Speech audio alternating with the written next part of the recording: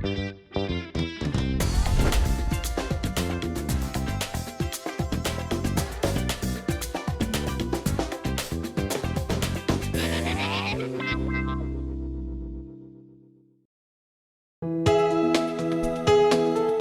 방송에서 제공하는 부동산 정보는 투자 판단에 대한 조언입니다. 방송에서 제공하는 부동산 물건의 가치, 가격 상승 및 가격 하락에 대해서는 방송사에서 보장하지 않습니다.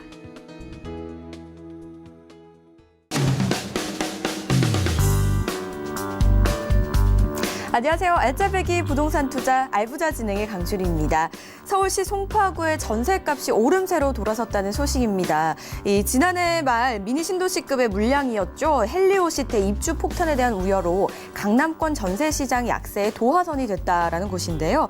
우려했던 헬리오시티의 입주가 순항을 하고 있고 인근 재건축 이주까지 착착 진행이 되면서 송파구의 전세 시장도 점차 안정세를 찾을 것으로 기대되고 있다고 합니다. 이런 다양한 소식들과 또 알짜배기 이야기들 저희 알부자와 함께 해보시기 바랄게요.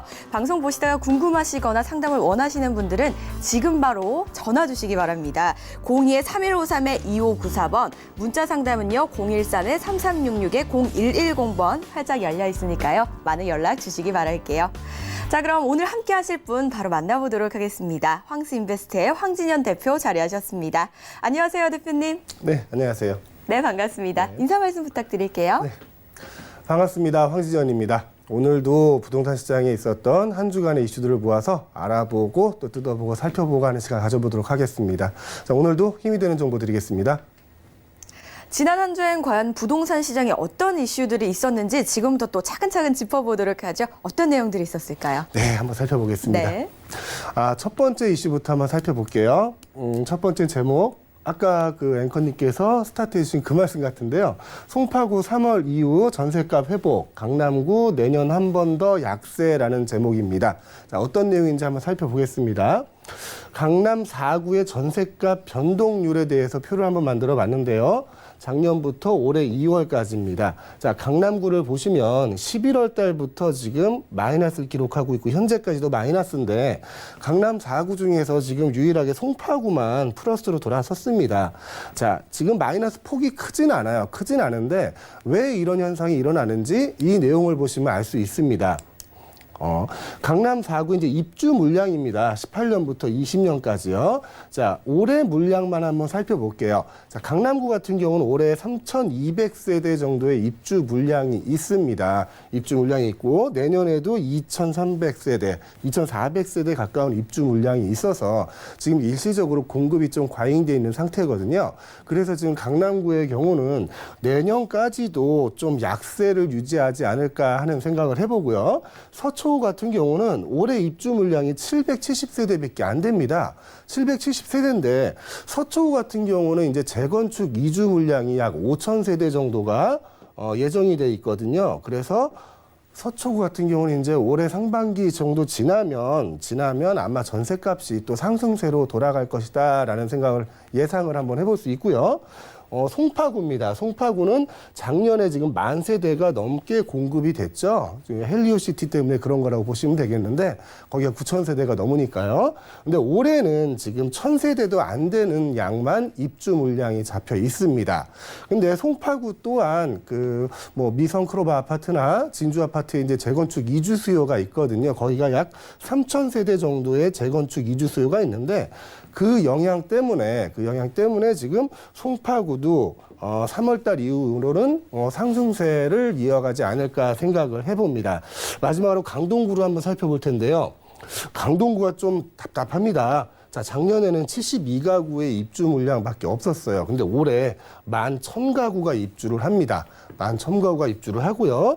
내년에 또한 5,000세대가 넘는 입주 물량이 잡혀 있습니다. 그리고 강동구에는 특별한 이주 수요가 나타나 있는 게 없거든요. 그래서 강동구 같은 경우는 내년까지도 아마 전세 가격이 약세를 유지하지 않을까 하는 예상을 한번 해봅니다. 지금 첫 번째 소식, 송파구 3월 이후 전세값 회복, 여기에 대한 내용을 한번 알아봤고요.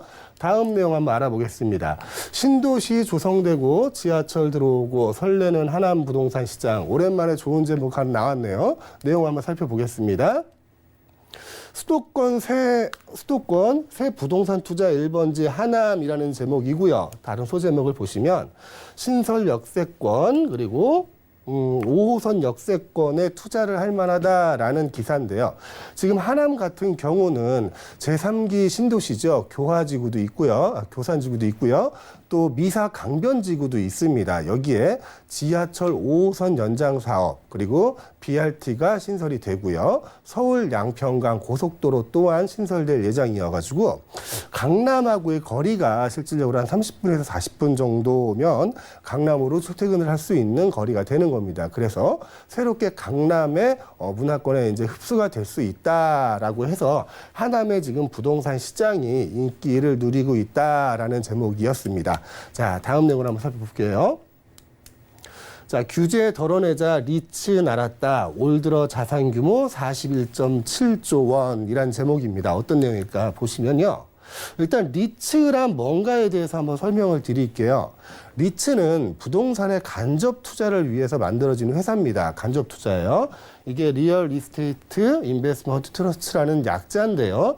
자, 리츠는 개인이 큰 규모의 투자금을 가지고 큰 규모의 사업을 투자할 수 없기 때문에 리츠에서 그 개인 투자자들의 돈을 투자를 받습니다. 그리고 리츠 회사 자체가 큰 대규모 사업에 투자를 하게 되죠. 그 투자 사업을 진행하고 나서 얻는 임대 수익이나 개발 수익, 또 매각 수익 등을 투자자에게 다시 배당을 해주는 방식인데요. 리츠, 우리나라에 있는 리츠는 한 70% 이상이 위탁관리 리츠예요. 위탁관리 리츠인데 위탁관리 리츠는 자본금이 50억 이상 있어야 됩니다. 50억 이상 있는 상태에서 승인을 받을 수 있고요. 이 리츠 회사 자체는 상장이 돼 있는 회사입니다. 그래서 개인 투자자들 같은 경우는 자기의 배당금을 주식으로 받을 수도 있고요. 그 주식을 또 매도를 해서 바로바로 현금을 만들 수 있는 황금성 또한 좋은 간접 투자 상품이다라고 설명을 드릴 수 있는데 이 리츠 같은 경우가 2016년에 수익률이 10.6%래요. 그리고 17년에는 7.5% 정도 된다고 하는데 우리가 일반적으로 수익형 부동산에 투자를 할 때 한 5% 정도가 넘는 수익률이 나면 그 투자 잘했네라고 얘기하는데 리츠 자체의 수익률이 그 이상보다 상당히 높다는 걸 좀 알 수 있죠. 자, 이 위탁관리 리츠가 대부분 투자하는 곳이 주택시장의 반 이상을 투자를 하고 있습니다. 주택시장 어떤 걸 투자를 하냐면 개인 투자처럼 오피스텔이나 아파트나 이런 데를 투자하는 게 아니라 정부나 관에서 하는 대규모 사업에 투자를 하는데요. 행복주택 건설 사업이라든가 아니면 공공임대 주택 건설 사업 같은 데 투자를 해서 개발이 완료된 후에 임대 수익이나 그런 수익들을 받아서 투자자들한테 배당을 주는 것이 리츠라는 회사입니다. 근데 이 리츠가 요즘 많이 늘었다고 하네요. 전에 비해서. 자, 17년 대비해서 7조 원 이상 자본금이 늘었고요. 리츠 수도 222개로 15%나 늘었습니다. 이 이유는 뭐냐 하면은 자, 운용 요건이나 이제 진입 규제에 대한 그 규제가 약해졌어요. 좀 완화를 시켜서 좀 많이 늘어난 건데요. 표를 보시면 2010년도에 총 10조도 안 됐던 그 자본금이 지금 현재는 50조에 육박을 하고 있고요. 리츠 수 또한 50개 정도였던 게 지금은 222개로 많이 늘어났습니다. 자, 이 이유는 이렇게 한번 설명을 해볼 수 있을 것 같아요. 이제 부동산 시장이 이제 불확실성이 자꾸 확대가 되면서 부동산에 대해서 개인 투자자들이 이제 직접 투자를 하는 것보다 간접 투자를 하는 수요가 많이 생기고 있다라는 쪽으로 생각을 해보시면 될 것 같아요. 리츠에 투자를 한다는 거는 내가 직접 투자를 할 때보다 틀림없이 그 불확실성은 줄어들 수 있거든요. 그러니까 리스크 자체는 줄일 수 있다. 그 장점으로 간접 투자를 선호하는 경향이 많이 생기지 않았나 싶고요. 정부에서도 이 부동산 시장을 좀 활성화시키고 안정시키기 위해서 이 리츠에 대해서 정책적으로 규제를 풀어주고 리츠 제도가 활성화될 수 있는 정도로 정책을 지원해주고 있어서 지금 리츠가 많이 성장을 하지 않았나 싶습니다. 자, 다음 제목을 한번 살펴보겠습니다. 빌라 전세로 눈 돌리는 실수요자. 자, 1월 거래량 7,222건 사상 최대라는 기사 제목이에요. 내용을 보시면요. 자, 9.13 대책 이후 빌라 전세 거래량 꾸준히 늘어라는 얘기입니다. 자, 파란색 그래프가 2017년부터 18년까지고요. 이 붉은색 그래프가 18년에서 올해 2월 달까지인데요. 보시면 이 작년부터 해서 빨간색 빌라 전세 거래량은 항상 꾸준하게 있죠. 이 이유를 어떤 분들은 얘기하실 때 아파트에 비해서 아파트의 대체 상품으로 지금 아파트 거래가 뜸하고 뭐 움직이질 않으니까 빌라의 전세 거래량이 늘어났다라고 말씀을 하시던데 저는 그렇게 생각을 안 해요. 자, 아파트의 그 수요되는 그 시장하고 빌라의 시장은 많이 다르거든요. 빌라는 이제 일명 다세대주택으로 진짜 서민들이 뭐 물론 빌라가 좋아서 가시는 분들 계시겠지만 대부분 서민들이 거주하는 주거 형태입니다. 그래서 아파트를 가기 힘든 서민들이 많이 이용을 하는 그 거주 형태인데 9.13 대책 이후로 이 빌라 거래가 전세 거래가 늘었다는 거는 아파트 거래는 줄었잖아요. 그래서 현금을 많이 보유하고 있거나 단위가 큰 전세들은 관망세를 유지하고 있고 아닌 분들 말 그대로 서민이죠. 서민들은 9.13 대책이 뭐 있거나 말거나 이제 움직일 분들은 다 움직였다는 거죠. 그 서민들은 그 9.13 대책 이후에도 활발하게 거래가 이루어졌다라는 반증이 아닌가 싶습니다. 자, 다음 내용 한번 살펴보겠습니다. 부동산 규제 더 옥죄나 고가 1주택 양도세 최고 7배까지 인상된다는 제목입니다. 항상 이게 이슈 얘기할 때마다 이런 규제 얘기만 해가지고 좀 답답하긴 한데요. 요거는 아직 확정된 얘기는 아닙니다. 근데 어떤 내용인지 한번 알아볼게요. 정부 부동산 안정화 그리고 공평과세 강화를 위해서 고가주택이 1주택을 소유하고 있는데 9억이 넘어가는 고가주택에 대해서 비과세 요건을 바꾸려고 한다는 거를 그 대통령 직속위원회 재정특위에서 이제 건의를 했다고 합니다. 내용은 이런 거예요. 비과세 혜택에 대한 세율을 좀 축소를 시키고요. 아니면 이제 비과세 혜택을 받을 수 있는 의무 거주 기간을 두겠다 이런 얘기인데 현재는 이렇습니다. 장기 보유 특별공제가 최대 80%까지 인정이 되는데 이거는 10년 동안 보유를 하면 되거든요. 그러면 연 세율이 8%입니다. 8%인데 지금 재정특위에서 권고한 내용은 이 내용을 4%로 줄이고요. 이 기간을 20년으로 늘리는 내용을 얘기를 하고 있습니다. 그리고 또한 여기에 주택에 딸린 부속 토지에 대한 면적도 축소를 시켜야 된다라는 얘기를 하고 있는데 현재는 수도권에서는 이제 주택의 바닥 면적의 5배까지는 주택의 부속 토지를 인정을 해주고요. 수도권 외에서는 이제 10배까지 주택의 부속 토지를 인정을 해줍니다. 이 토지까지 비과세 혜택을 받을 수 있는데 이 내용을 이렇게 바꾼다는 거죠. 만약에 세율이 8%에서 4%로 바뀌면 금액이 어떻게 바뀌는지 한번 계산을 해봤는데요. 현재를 기준으로 취득가는 5억입니다. 취득가는 5억이고요. 현재 연 8%의 세율로 10년을 보유했을 때 그리고 공제 한도가 80%까지 됐을 때는 차액이 5억 원일 때는 50만 원 정도의 세금을 내게 되고요. 차액이 10억 원이면은 1,500만 원 정도의 양도소득세를 내게 됩니다. 그리고 차액이 15억 정도 됐을 때는 약 4,700만 원 정도의 양도소득세를 내게 되는데 이렇게 만약에 지금 재정특위에서 권고한 내용으로 이 양도세율을 좀 바꾸게 된다면 이렇게 바뀌어요. 연 4%의 공제세율이 적용이 되고요. 이것도 10년 동안 보유를 했다고 했을 땐 보유 공제 한도가 40%가 됩니다. 40%가 돼서 그 세금이 어떻게 바뀌냐면요. 똑같이 5억 원의 양도 차익을 남겼을 때는 368만 원 정도의 세금이 납부가 되고요. 10억 원일 때는 7,800만 원 정도입니다. 확 올라가는 걸 느끼실 수 있겠죠. 만약에 15억 원의 양도 차익이 있다 그러면 1억 9천만 원 정도의 양도소득세를 더 내게 되시는 겁니다. 자, 이런 내용들을 재정특위에서 지금 권고를 한 상태예요. 아직 확정되어 있는 건 아닙니다. 확정되어 있는 건 아니고요. 그래서 고가 1주택자, 고가라고 하는 건 이제 9억 원 이상원이에요. 이 9억 원 이상 되는 주택을 소유한 1주택자에게 세제 혜택을 축소를 시키겠다.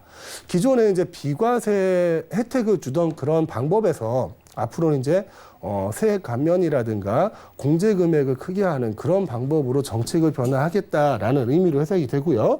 이 내용을 가지고 이제 부동산계 전문가들은 그렇게 시장에서는 큰 타격이 없을 거다라고 얘기를 하는데 이유는 이렇습니다.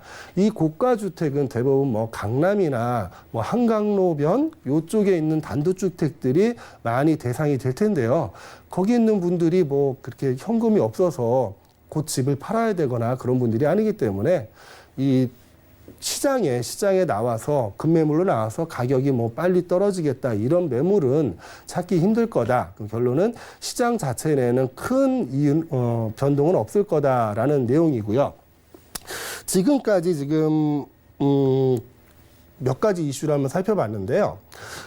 작년부터 시작해서 올해까지 부동산 이슈 중에 가장 크게 떠오르는 게 규제라는 얘기입니다.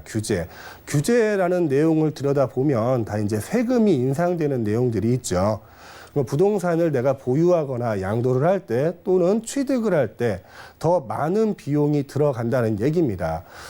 근데 우리 상식적으로 생각하면 이렇잖아요. 내가 부동산을 보유하고 있을 때 비용이 더 들어가. 그럼 내 양도를 할 때는 그 비용까지 포함해서 팔아야지라고 생각하는 게 일반적인 사람들의 생각일 겁니다. 하지만 지금 정부에서 하는 생각은 그렇게 하면은 집값이 안정이 된다라고 생각을 하는 것 같아요.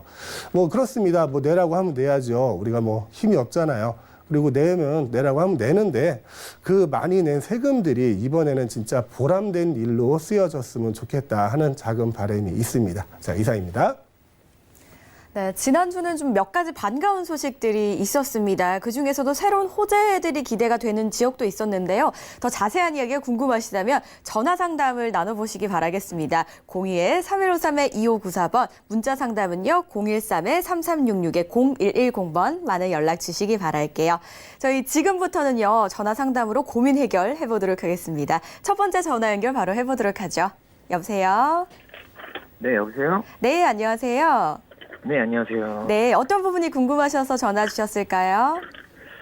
네, 요즘 신문이며 네. 인터넷 광고를 보게 되면 레지던스를 분양한다고 광고를 많이 보게 됩니다. 네네. 이 레지던스가 무엇인지 정확히 알고 싶어서 전화드렸습니다. 네, 레지던스가 무엇인지 궁금하셔서 전화를 주셨네요. 어떤 건지 바로 여쭤보도록 할게요. 대표님, 레지던스 과연 뭘까요? 네, 반갑습니다. 네, 반갑습니다. 네, 레지던스 뭐 많이 들어보고 많이 분양하는 내용은 아니에요. 하지만 지금 전화 주신 것처럼 요즘 레지던스에 대해서 광고도 많이 하고 분양도 많이 하고 있기 때문에 그 내용을 설명을 한번 드려보겠습니다. 자, 레지던스는 이제 호텔하고 호텔 정확한 숙박시설이죠. 호텔하고 오피스텔하고 합쳐진 개념이라고 보시면 돼요. 그래서 결국은 수익형 부동산, 자, 임대를 목적으로 하는 수익형 부동산이긴 한데, 오피스텔에서 호텔에 서비스를 제공하는, 달리 얘기하면은 호텔에 우리 뭐 식당도 있고, 세탁실도 따로 있고, 뭐 운동할 수 있는 시설도 따로 있고 그렇잖아요. 네네. 그런 시설들이 오피스텔 내에서 이루어지는 거예요. 그런 걸 우리는 레지던스라고 부르고요. 이 레지던스는 대부분 단기 임대를 목적으로 합니다. 단기 임대를 목적으로 해서 우리가 일반적으로 오피스텔 같은 경우는 자기가 직접 임대를 놓잖아요. 전세를 놓든 뭐 월세를 놓든. 근데 레지던스는 대부분 운용사라는 거를 가지고 있어요. 그래서 운용사가 이 레지던스의 운영을 합니다. 내가 소유하고 있는 그 레지던스에 대해서 확정 이익을 주고 이 운영사는 거기에 자기들의 마진을 붙여서 또 임대를 놓게 되죠. 그래서 이 레지던스 같은 경우는 대부분 자기가 임대를 놓지 않고 이 운영사에 위탁을 해서 안정된 수익을 얻을 수 있는 요즘 뭐 젊은 사람들 층에서는 좀 인기 있는 물건이라고 볼 수 있습니다. 참 이 개념이 좀 애매하죠. 근데 이 설명으로 좀 이해가 되셨을까요? 네, 그래도 이해하기 쉽게 잘 설명해 주셔서 많이 도움이 된 것 같습니다. 감사합니다. 네, 설명이 도움되셨다니 참 다행입니다. 이런 부분 참고하셔서 현명한 투자하시기 바랄게요. 네, 알겠습니다. 고맙습니다. 네, 전화 주셔서 고맙습니다. 저희 첫 번째 상담 나눠봤습니다. 이렇게 상담 원하시는 분들 02-3153-2594번 전화 열려 있고요. 013-3366-0110번 문자 상담 가능하니까요. 많은 연락 기다려보도록 하겠습니다. 이번에 문자 메시지로 고민 사연 나눠보도록 할게요. 8434번님께서 보내주신 사연입니다. 용인에 5층짜리 상가 건물을 구입할 예정입니다. 제가 이 건물을 매입한다면 내야 할 세금은 어떤 것들이 있나요? 라고 남겨주셨습니다. 자, 세금에 관련된 질문입니다. 아무래도 가장 중요한 부분이 아닐까 싶어요, 대표님. 예, 한번 살펴보겠습니다. 자, 구입을 예정하시는 그 부동산이 상가 건물이네요. 상가 건물. 자, 처음에 취득세 내셔야 됩니다. 아이고, 글씨가 다 써지네요. 자, 취득세를 내시는데 취득세, 이거는 주택이 아니기 때문에 4.6%의 취득세를 내셔야 돼요. 자, 제일 먼저 취득세를 내시고요. 두 번째는 이제 보유하는 단계입니다. 보유하는 단계에서 이제 재산세 내셔야 되겠죠. 재산세 내셔야 되고요. 세 번째, 자, 상가 건물이니까 이 건물 또한 임대소득을 목적으로 하실 겁니다. 그리고 상가 건물이나 일반 임대사업자를 내셔야 될 거고요. 그러면은 이 건물에 대한 임대소득세가 나오겠죠. 임대소득세가 나오게 되고요. 일반 사업자를 내셔야 되기 때문에 세금 계산서 발행을 하셔야 됩니다. 거기에 대한 부가세가 나오겠고요. 또 요즘 가장 핫한 세금이죠. 종합부동산세가 나옵니다. 종합부동산세. 자, 종합부동산세는 기본적으로 주택에 나오는 거예요. 주택하고 이제 토지에 나오는 세금이기 때문에 지금 구입하시려는 게 상가 건물이잖아요. 그래서 건물 자체에는 부동산세가 과세되지 않고 건물이 앉아 있는 땅, 이 토지에 대해서만 종합부동산세가 나오는데 지금 사업용 토지이기 때문에 85번까지는 비과세가 될 거예요. 종합부동산세는 그렇게 큰 부담이 안 되실 거라고 생각이 되고요. 마지막으로 다섯 번째, 이 상가 건물을 언젠간 파셔야 될 거 아니에요. 매매를 하시든 뭐 상속을 하든 증여를 하든 언젠가 파시게 될 텐데 매매를 하신다 그러면은 양도소득세가 나올 거고요. 상속을 하신다 그러면 상속세가 나오실 거고요. 증여를 하면 증여세가 나올 겁니다. 종류가 참 많죠. 근데 이 세금 중에서 안 내도 되는 세금은 없어요. 여하튼 간에 취득하는 그 순간부터 양도하는 순간까지 이 건물을 소유함으로써 내셔야 되는 모든 세금은 이렇습니다.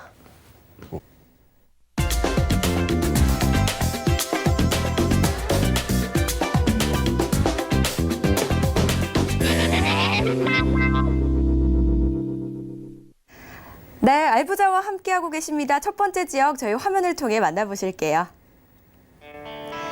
경기도 평택시 레지던스입니다. 위치는 1호선 송탄역에서 약 1분 거리에 있는 초역세권이고요.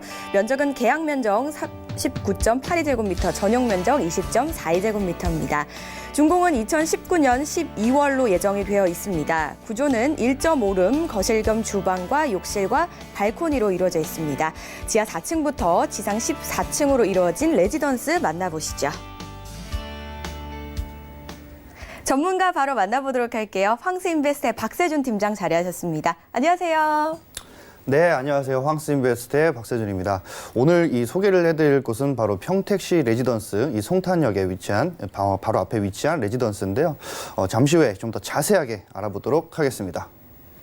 평택시에 위치한 레지던스입니다. 저희가 앞서서 상담에도 좀 나왔던 레지던스 내용인 것 같아요. 조금 더 자세하게 이야기 들어보도록 할게요. 추천 포인트부터 만나보시죠. 이 추천 포인트를 만나보시기 전에 이 레지던스가 어떤 건지에 대해서 저도 오늘 좀 준비를 좀 많이 해왔지만 앞 시간에 저희 대표님께서 좀 시청자 질문으로 말씀을 해주셨기 때문에 그래도 좀 더 자세하게 한번 알아보도록 하겠습니다. 바로 이 숙박용 호텔과 주거용 오피스텔이 합쳐진 개념인데요. 이 레지던스라고 하면 장점에 대해서 몇 가지 좀 짚고 넘어가셔야 할 것 같습니다. 바로 첫 번째는 임대 공실 걱정을 많이 없다라는 겁니다. 앞서 설명을 드렸던 대로 이 운용사가 직접 운용을 하기 때문에 최소 5년에서 10년 정도 안정적인 수익을 보장을 할 수 있다라는 것이고요. 거기다 중요한 게 뭐냐면 계약을 하시고 전매 제한이 없다라는 것입니다. 그렇기 때문에 이 레지던스 오피스텔은 생활형 숙박 시설로 들어가기 때문인데요. 거기다 이 취사 시설이 가능하죠. 호텔 같은 경우는 취사 시설이 가능하지 않은데 이곳에서는 취사 시설이 가능하고 호텔식 서비스는 그대로 받는다라는 게 큰 장점입니다. 거기다 이 DTI 적용이 안 된다고 합니다. 바로 어떤 내용이냐면 내가 쉽게 해서 투자자가 이 소득에 대비해서 대출이 나오는 게 아니라 건물 자체 내에 담보로만 진행이 하기 때문에 뭐 소득이 적어도 투자를 해보실 수 있는 기회가 있다라는 것이고요. 거기다 이 주택수에 포함이 안 되기 때문에 바로 종부세가 나오지 않는다라는 것입니다. 크게 미치지가 않는다라는 강점이 있는 레지던스다라고 설명을 드릴 수가 있겠고요.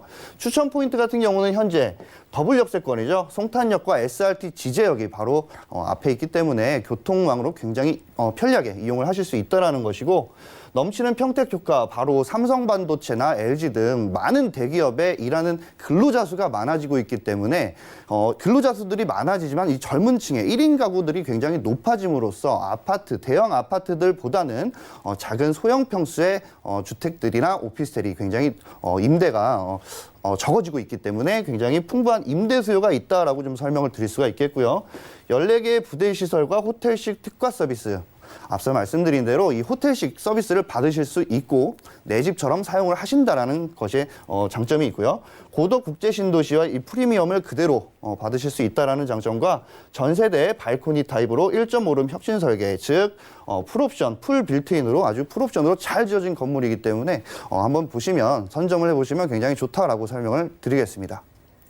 네, 레지던스가 정말 장점이 생각보다 투자자 입장에서 장점이 많은 그런 부분이 있는 것 같아요. 이런 부분을 꼼꼼하게 살펴보시고요. 이번엔 입지 한번 살펴볼게요. 초역세권이더라고요, 팀장님. 네, 입지를 보시게 되면 현재 이 송탄역에 3분 거리에 위치를 하고 있습니다. 거기다가 이 송탄 시외버스 터미널 같은 경우는 뭐 한 30초 거리에 위치를 하고 있기 때문에 굉장히 편리하게 교통을 이용하실 수 있다라는 장점이 있는 곳이고요.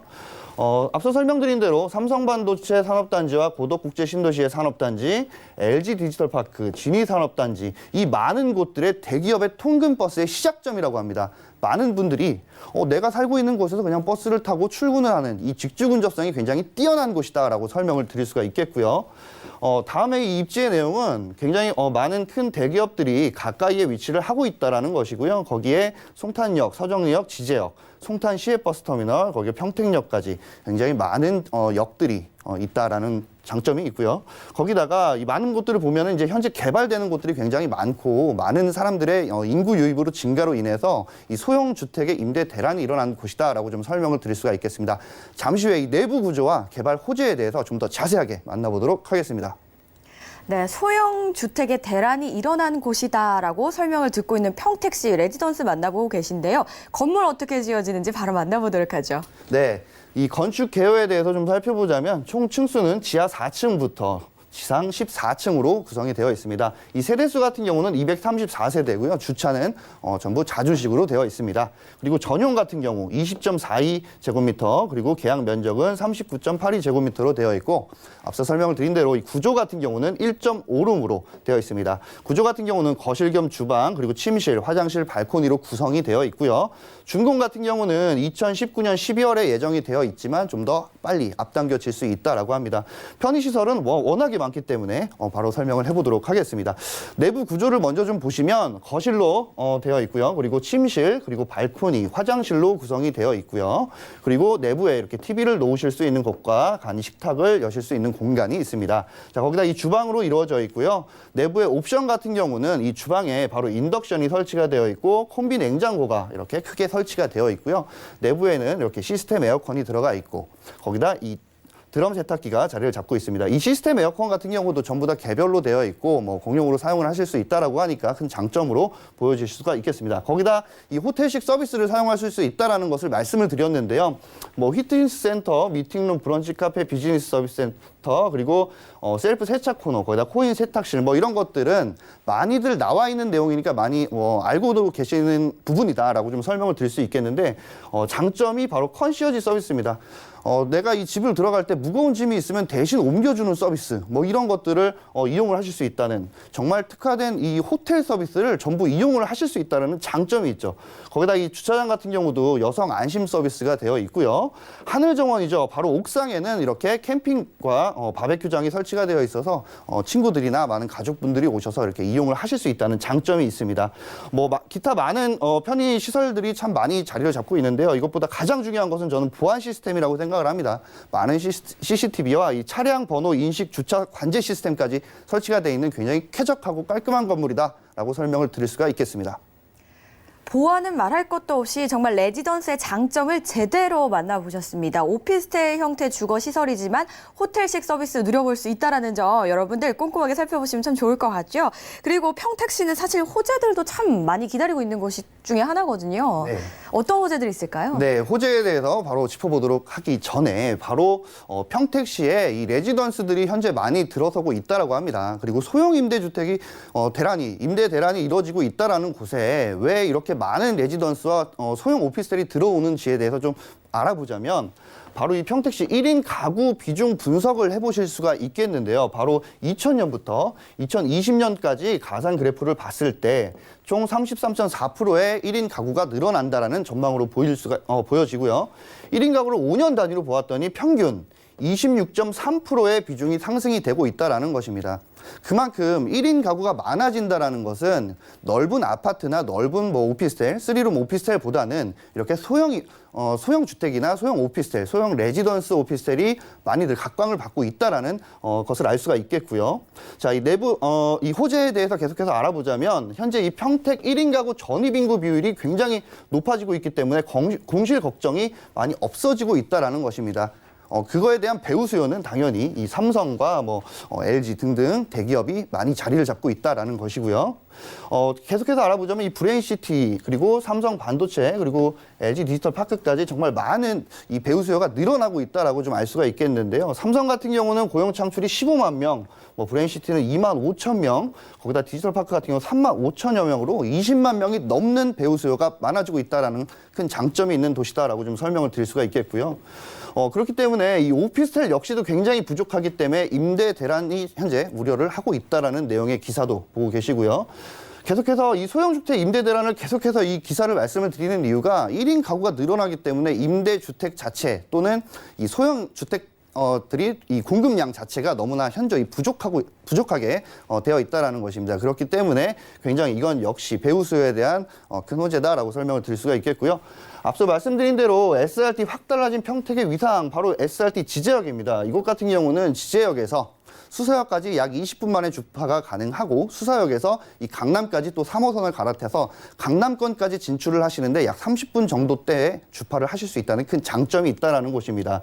자, 계속해서 이 호재에 대해서 종합을 좀 해보자면요. 삼성 반도체 산업단지, 고덕 국제신도시, LG 디지털 파크, 브레인시티, 평택 미국 기지 이전해서 많은 미군들이 이전을 하였고요. 거기다 초고속 SRT 지제역, 신세계 스타필드 산업단지 20개국 전국 1위가 되는 배우수가 정말 많은 도시의 평택시 레지던스다라고 설명을 드릴 수가 있겠습니다. 1인 가구의 수직 상승으로 인해서 이 소형 가구 대란이 일어나고 있는 평택시, 그리고 이 오피스텔 형태의 호텔식 서비스까지 있기 때문에 아무래도 희소성까지 더해지는 레지던스인 것 같아요. 이 레지던스의 금액은 어떻게 될까요, 팀장님? 네. 이 매매 금액 같은 경우는 약 1억 1,800만 원 부가세 별도입니다. 하지만 일반 임대사업자를 내게 되면 부가세를 환급을 받기 때문에 크게 걱정은 하실 필요가 없을 것 같고요. 월세 같은 경우는 보증금 300에 월 52만 원 예상해 보시면 되겠습니다. 그렇기 때문에 대출 예상 금액 8,750만 원, 실투자 금액 2,750만 원을 예상해 보시면 되겠습니다. 앞서 계속해서 제가 강조를 드린 만큼 이 보증금 300에 월 52만 원에 대한 이 공실 걱정을 하시는 분들이 꽤 많으실 텐데요. 하지만 걱정 안 하셔도 됩니다. 바로 운용사들이 굉장히 많고 하기 때문에 운용사에서 직접 운영을 해서 이 수익을, 안정적인 수익을 최소 5년에서 10년까지 보장을 해서 받아서 수익을 내실 수가 있다라고 하니까 크게 걱정이 없는 그런 구조인 것 같습니다. 안정성까지 기대가 되는 레지던스인데요. 그럼에도 불구하고 꼭 유의하셔야 될 부분 반드시 있을 것 같습니다. 네, 투자를 하실 때 항상 유의점을 꼭 짚어보셔야 될 텐데요. 항상 투자 예산을 잘 설정해 보시기를 바라겠습니다. 두 번째로는 투자 예산에 맞는 투자 지역 및 물건지를 잘 찾아보시길 바라겠습니다. 이 물건지를 찾으실 때도 등기가 오피스텔인지 레지던스인지 뭐 주택이라든지 아파트라든지 라는 것들을 잘 짚어보시면 될 것 같고요. 계속해서 임장 활동으로 주변 입지와 시세를 잘 파악해 보시길 바라겠습니다. 내가 사는 물건지가 주변에 건물들보다 금액이 높은지 낮은지에 대해서, 그리고 이 전세나 월세 금액들이 어떤지를 잘 짚어보시길 바라겠고요. 자, 세 번째까지 다 해보시다가 궁금하신 게 있다라고 하면 주변에 전문가들이 있다면 꼭 전문가들에게 상담으로 넓은 시야를 꼭 확보해 보시기를 바라겠습니다. 예산 설정부터 이 상담, 전문가 상담까지 꼼꼼하게 따져보시기 바랄게요. 자, 평택시 레지던스 오늘 박세준 팀장과 함께 만나봤습니다. 고맙습니다.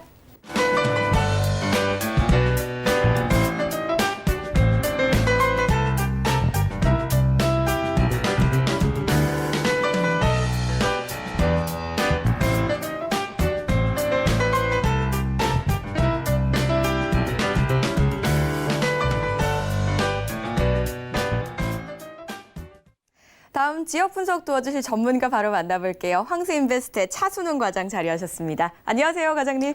안녕하세요. 네, 안녕하세요. 황스인베스트 차순웅 과장입니다. 오늘 소개시켜드릴 곳은 김포시 골드밸리 내 상가입니다. 잠시 후에 한번 만나보도록 하시죠. 두 번째로는 김포시에 위치한 상가 만나볼게요. 먼저 화면을 통해 만나보시죠.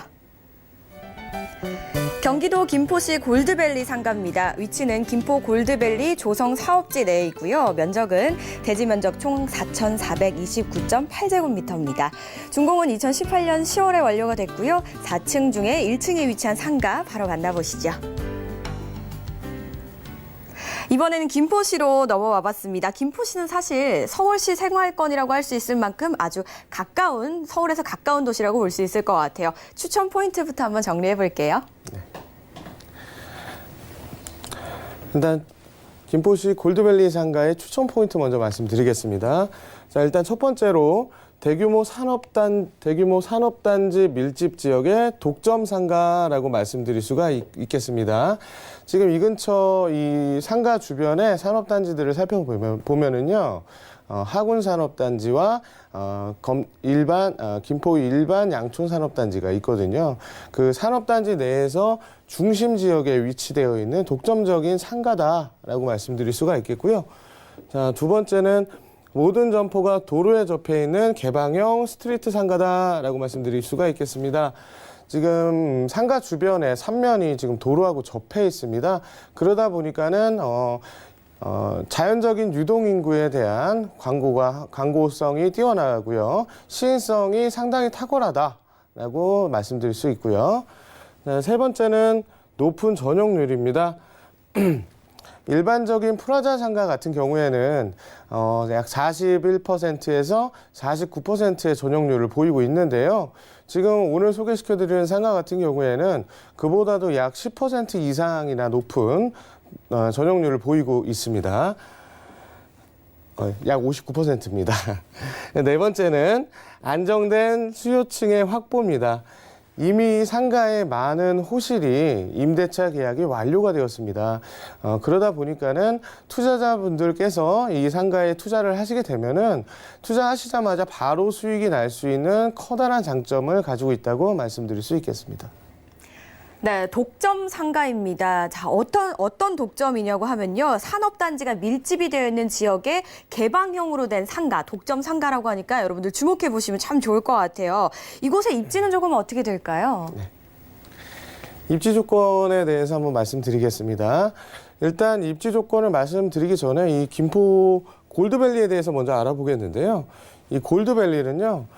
김포 양촌 일반 산업단지와 하군 일반 산업 2, 3, 4, 5, 6단지들을 통틀어서 일단 골드밸리라고 지칭을 하고 있고요.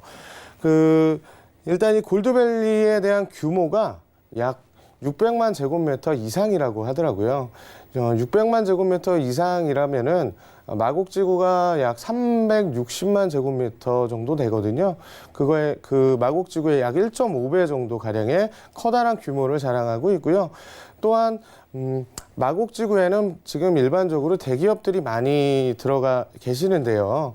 지금 이 김포 골드밸리와 마곡지구 간의 이동 거리가 차로 약 20분에서 30분 정도밖에 안 된다 그럽니다. 그러다 보니까는 마곡지구에 있는 대기업들의 하청을 하시는 협력업체 분들께서 지금 이곳 골드밸리 쪽으로 많이들 이동을 하신다고 얘기가 나오고 있고요. 지금 이런 골드밸리 내에 안에 있는 지금 상가입니다. 물건은. 그리고 그 위쪽으로는 지금 김포 한강 신도시가 있고요. 아래쪽으로는 대포 일반산업단지, 그리고 또한 검단 일반산업단지가 지금 위치해 있습니다. 그리고 오른쪽 보시면은 지방도 355호선이 지금 지나고 있고요.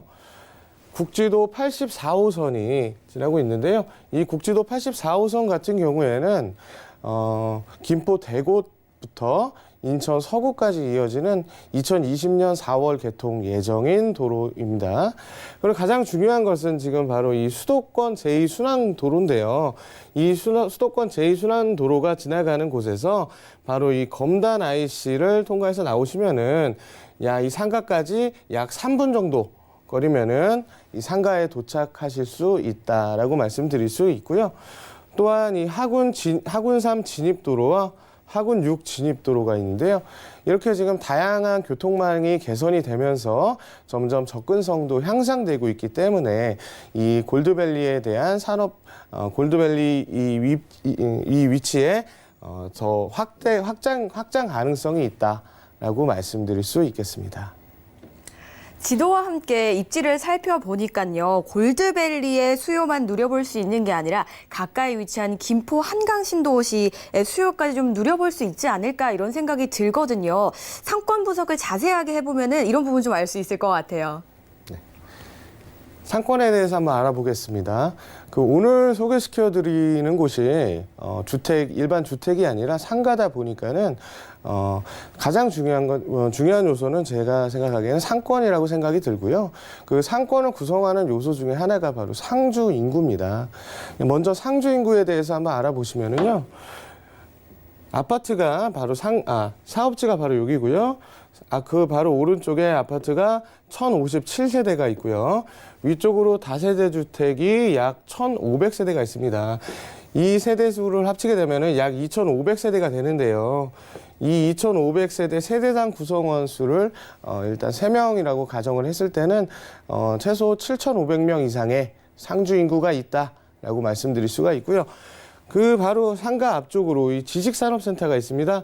지식산업센터에는 이미 500여 업체가 입주가 완료가 되었고요. 약 2,800여 명의 상주 인구가 이미 있고요.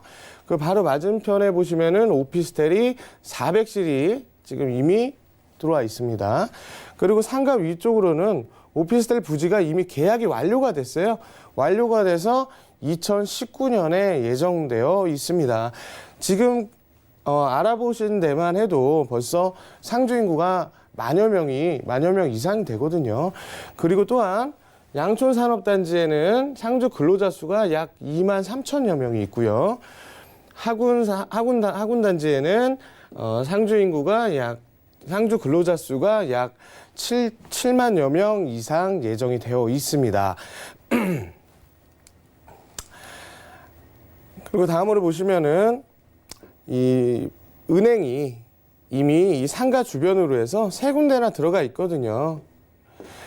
이 산업단지 내에서 은행의 역할은 상당히 큽니다. 어떤 면에서 그러냐면요. 기업체를 운영하시는 분들께서는 은행으로 상당히 활발한 이동을 많이들 하세요. 그러다 보니까는 자연적인 광고 효과도 일어났고요. 이 물건지에 대한 추가적인 내용이 늘어날 수가 있는 부분이 되는 겁니다. 네, 산업단지의 이 근로자 수뿐만 아니라 주변에 형성되어 있는 오피스텔과 아파트의 상주 인구 이 부분까지 배후 수요로 누려볼 수 있다는 점 여러분 상권 분석해 보셨습니다.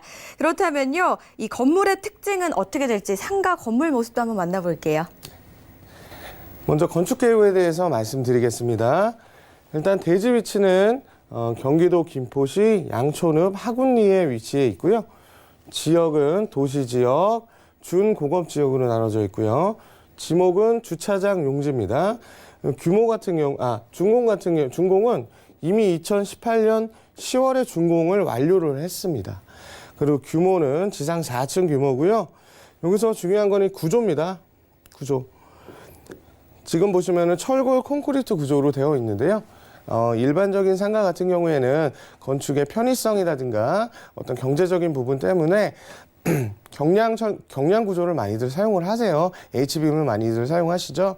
근데 이 상가 같은 경우에는 전부를 지금 철골 콘크리트 구조로 지금 구성이 되어 있습니다. 그리고 평면도에서 1층을 한번 보시게 되면은요. 1층에는 총 30호실이 있고요. 2층에는 12개 호실, 12호실이 있습니다. 이 30호실에는 지금 복층과 단층으로 나눠져 있고요. 이 총 42호실 중에서 42호실로 구성이 되어 있는데 지금 주차장이 무려 299대입니다. 주차장이. 42호실을 이용하시는 분들이 299대 주차 가능 공간을 이용하신다라고 하면은 한 호실당 5대에서 6대 정도 주차가 가능하다라고 말씀드릴 수가 있고요. 다음에 내부 모습입니다. 상가 내부를 확인하게 되면은 지금 복층 기준입니다. 최대 층고가 8m예요. 최대 층고가 8m다 보니까는 엄청 높은 층고를 자랑하고 있거든요. 그러다 보니까는 인테리어적으로도 많은 다양한 아이디어를 접목시켜서 상당히 탁월한 효과를 낼 수 있는 장점을 가지고 있습니다. 또한 층고가 8m다 보니까 개방감과 공간미가 우수하다라고 말씀드릴 수 있고요. 가장 큰 특징 중에 하나가 바로 이 샵인샵입니다. 매장 내에 매장이 위치되어 있다라고 정리하면 되겠고요. 한 가지 예를 들어보면은 1층에다가 미용실을 입점을 하신 다음에 2층에 그 네일아트 샵을 입점을 하시는 거예요. 그렇게 되면은 1층에서 머리 미용을 하시고 2층에서 다시 손톱 발톱에 대한 손질까지 같이 받으시면은 연관 업종 간의 시너지 효과가 확실히 있을 거다라고 말씀드릴 수 있겠습니다. 네, 김포시 산업단지의 개방형으로 위치한 독점 상가를 만나보고 계십니다. 정말 다양한 장점들이 있는데요. 그중에서 샵인샵으로 이용해 볼 수 있다는 점까지 참고해 보시기 바랄게요. 이번에 가격 정보 바로 만나보시죠. 네. 먼저 해당 수수는 1층입니다. 1층 복층 기준으로 해서요. 전용 면적은 23.7평이고요. 매매 금액은 4억 110만 원입니다. 물론 부가세는 별도고요. 월세 같은 경우에는 보증금은 5천만 원이고요. 월 임대료는 210만 원 예상하고 있습니다. 그리고 실투자 금액은 그렇게 되면 1억 1,500만 원을 예상해 볼 수가 있습니다. 자, 실투자 금액 1억 1,500만 원으로 매월 임대 수익을 210만 원씩 내신다라고 한다면은 엄청난 수익률을 자랑할 수 있다고 말씀드릴 수 있겠는데요. 만약에 이 수익률에 대해서 궁금하시다거나 어떤 문의사항이 있다라고 하시면은 좀 바로 말씀해 주시면은 저희가 친절하게 상담 드리겠습니다. 상가 금액까지 자세하게 알아봤습니다. 과장님, 그렇다면요, 이 상가 투자를 염두에 두고 계신 분들은 어떤 점을 유의하시면 좋을까요? 일단은 상가 투자하시기 전에 투자 예산을 설정하셔야 돼요. 가지고 계신 금액에 대해서 투자 예산을 적절하게 설정을 하신 다음에 그 예산에 맞는 투자 지역 및 물건지를 찾으셔야 되고요. 어떤 물건에 얼만큼 어떻게 투자를 할 건지를 여기서 정하셔야 되는 부분이고요. 그 다음에 임장 활동으로 주변 입지와 시세를 정확하게 파악을 하셔야 됩니다. 내 돈으로 내가 구매하는 곳인데 정확하게 가서 주변까지 확인을 하셔야겠죠. 만약에 이 세 가지를 어려우시다라고 하시면은 전문가의 상담으로 더 넓은 시야를 한번 확보해 보시기를 권고드리겠습니다. 이 사항까지 꼼꼼하게 살펴보시기 바랄게요. 오늘은 차순훈 과장과 함께 이야기 나눠봤습니다. 고맙습니다. 더욱더 자세한 이야기 궁금하시다면 02-3153-2594번 전화 상담이 열려 있고요. 013-3366-0110번 문자 상담 역시 열려 있습니다. 오늘 살펴보신 상가 정보 다시 한번 만나보시죠.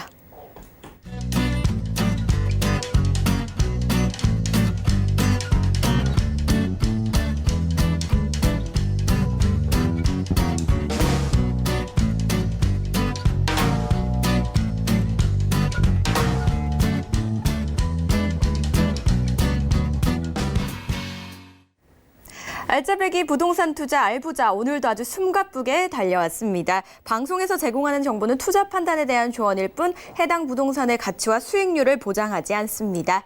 저희가 준비한 소식은 여기까지입니다. 저희 다음 주에 더욱더 알찬 소식으로 찾아뵐게요. 시청해주신 여러분 고맙습니다.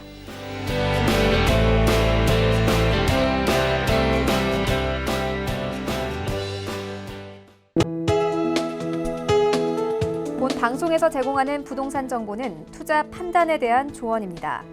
방송에서 제공하는 부동산 물건의 가치, 가격 상승 및 가격 하락에 대해서는 방송사에서 보장하지 않습니다.